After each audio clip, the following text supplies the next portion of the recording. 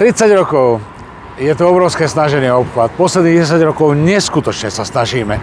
Takže ak toto sa podarí, tak naozaj to bude obrovské víťazstvo pre celý tento región. Prečo? Cez Čalu smeruje doprava z Nových Zámkov do Bratislavy. Plus zo všetkých obcí v okolí. 28 000 aut denne pre ľudí, ktorí bývajú pri týchto cestách. To je neuveriteľné. Jednoducho, konečne sa stane niečo, čomu sa občan naozaj úprimne poteší. Vy ste už asi ani nevedeli, na ktoré dvere máte klopať a búchať, lebo však to už... A my sme komunikovali v tom procese s každým. Veď občania nás podporovali, či už protestami, zastavením premávky, alebo aj slovne, ale nevedeli sme sa dobiť k tomu, aby tie procesy verejného obstarávania, aby výkup pozemkov sa stal.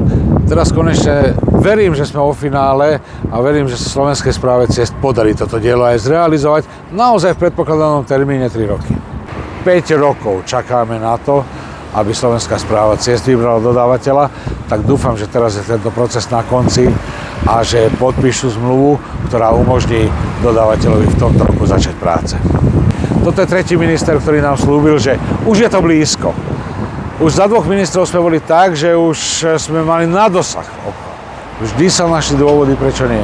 Tak verím, že súčasný pán minister dopravy a súčasné vedenie Slovenskej správy ciest dojde k realizácii a že do 3 rokov naozaj tu ten obchvat bude stáť.